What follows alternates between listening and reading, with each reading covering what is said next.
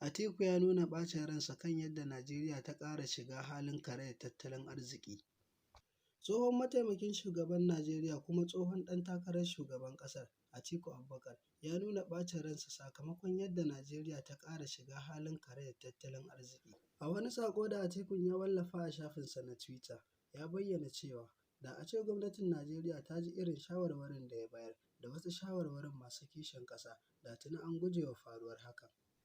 Ya bayyana cewa ya bayar da shawarar Najeriya ta rage kuɗin da take kashewa wurin gudanar da mulki da kuma tattalin kuɗin da ta rage kashewa domin gujewa ɓacin rana. Haka kuma ya ce ya ba wa gwamnatin shawara da ta guji ciyo bashi.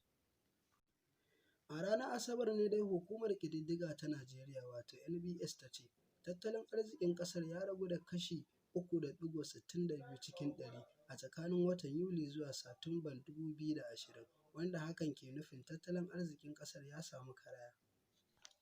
Atiku ya bayyana cewa duk da annobar corona ta jawo koma baya a ƙasar, akwai hanyar da ya kamata a ce an bi wurin gujewa afkuwar irin hakan, ta hanyar amfani da hikima da basira wurin tafiyar da tattalin arzikin ƙasar.